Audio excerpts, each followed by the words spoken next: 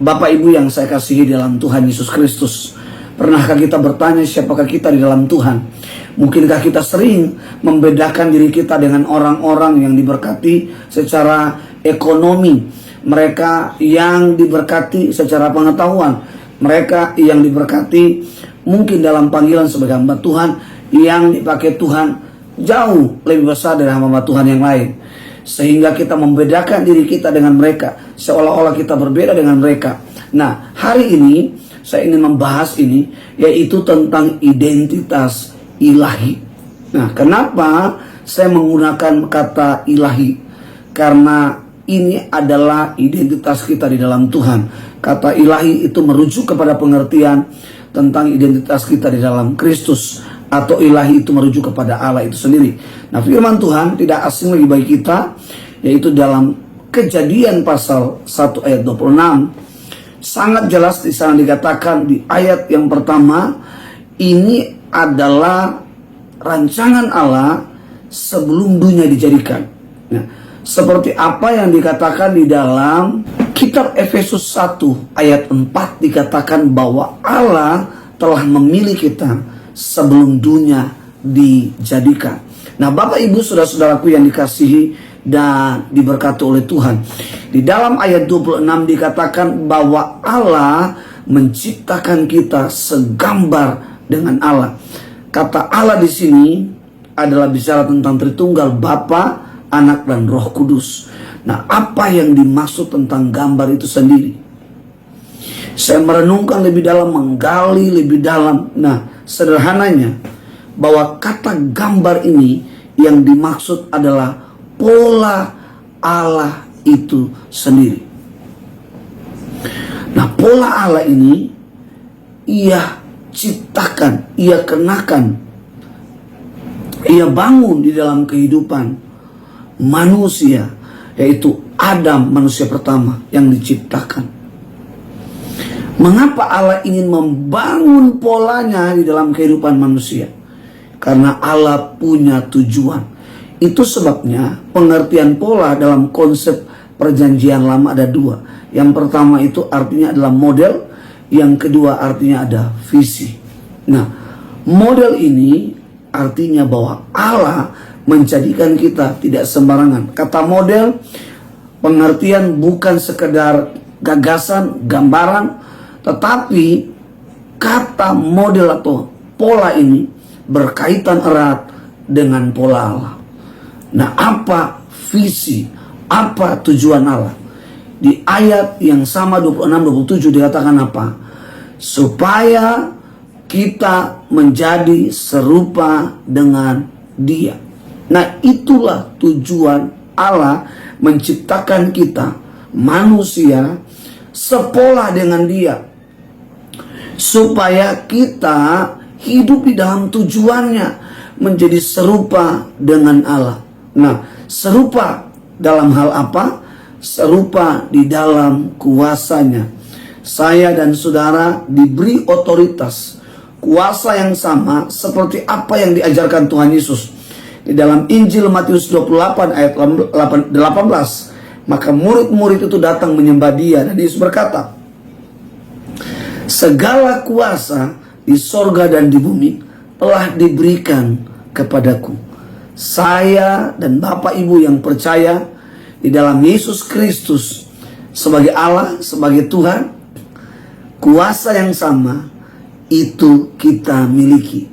Otoritas yang sama kita pasti miliki, yaitu kuasa dari Allah.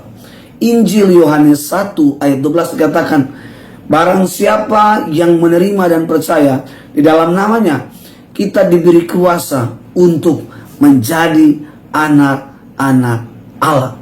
Nah, Allah mau supaya kita menghidupi tujuannya, yaitu menjadi serupa dalam kuasanya.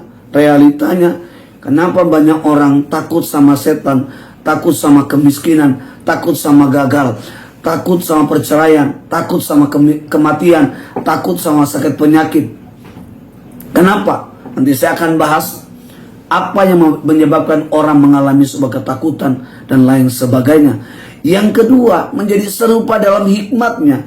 hikmat itu tidak hanya menjadikan kita untuk berkarya di dunia ini, seperti orang menciptakan internet, seperti orang menciptakan mesin ATM, seperti menciptakan pesawat, kapal, dan lain sebagainya. Tetapi Amsal 1 ayat 7 dikatakan apa? Takut akan Tuhan adalah permulaan pengetahuan, tetapi orang bodoh menghina didikannya. Jadi pengetahuan itu, hikmat itu penting sekali. Itu sebabnya Tuhan mau kita menghidupi kata serupa ini dalam apa? Dalam hikmat.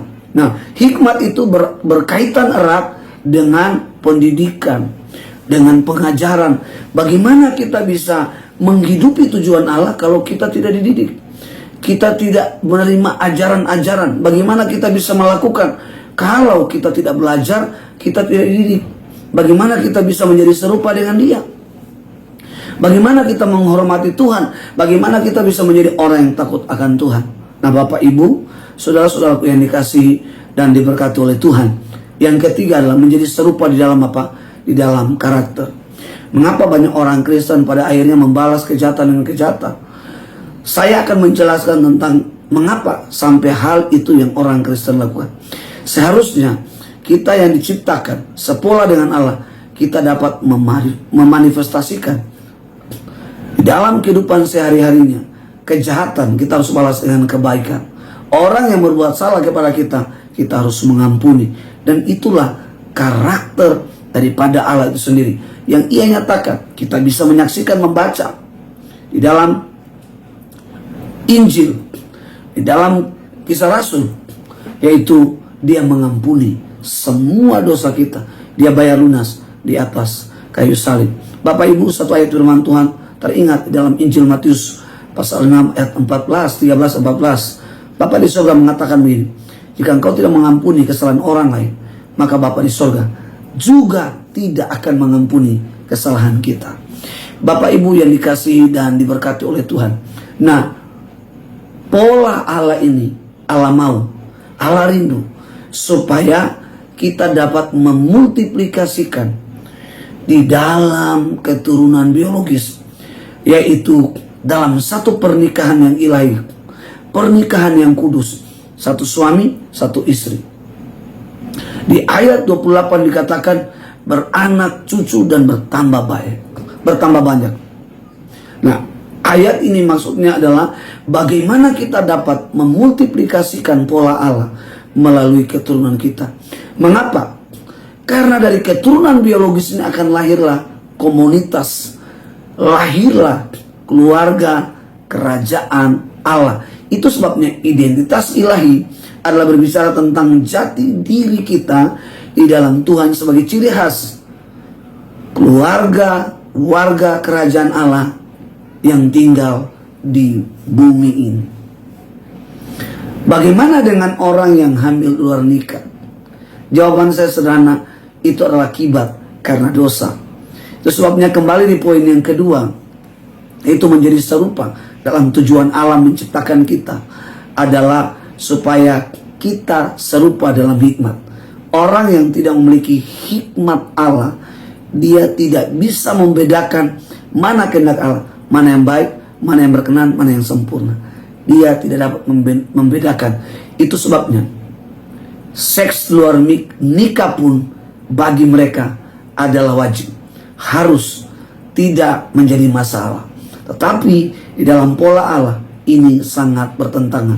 Di dalam Kejadian pasal 3 ayat 1 sampai pada ayat yang ke-24, di sana Allah menjelaskan bagaimana awal mulanya Adam jatuh ke dalam dosa, di mana iblis masuk kepada satu pintu yang namanya Hawa. Nah, mengapa iblis tidak mencobai atau menjatuhkan langsung Adam? Kenapa harus melalui Hawa?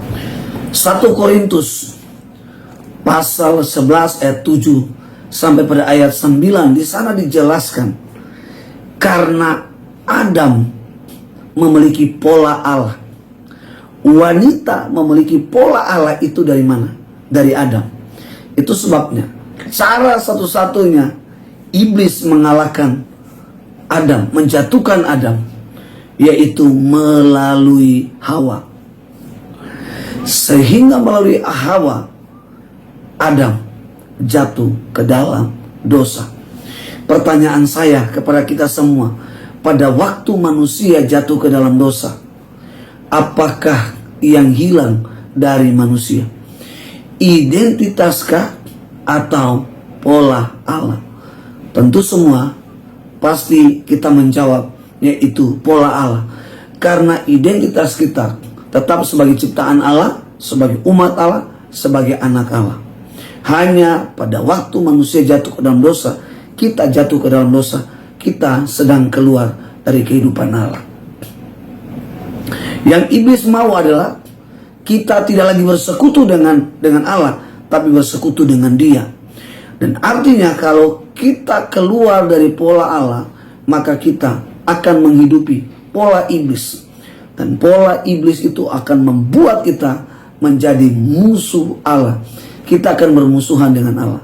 Ketika kita menghidupi pola iblis, maka kita menjadi orang fasik. Keadaan kita seperti domba tak bergembala. Kita sesat.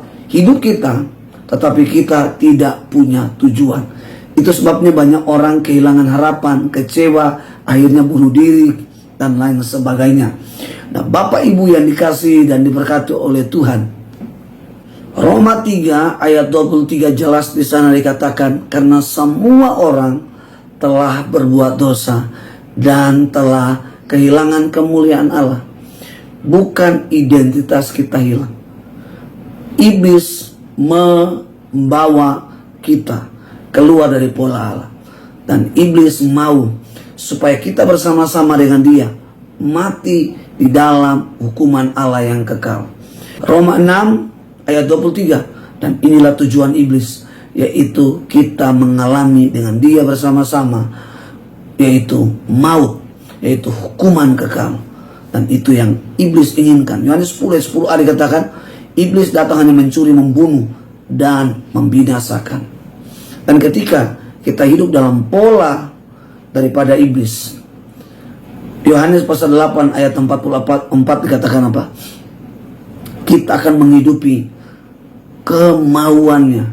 Dan tahukah bahwa iblis sejak dari semula kala iblis adalah bapa pembunuh. Dan di dalam iblis tidak ada kebenaran. Segala sesuatu yang diperkatakan itu dari diri sendirinya. Itu sebabnya ia disebut bapa segala pendusta. Bapak Ibu yang dikasihi dan diberkati, kiranya firman Tuhan ini memberkati kita semua. Dan nantikan untuk seri kedua, kelanjutan dari khotbah ini. Sampai ketemu, and God bless you.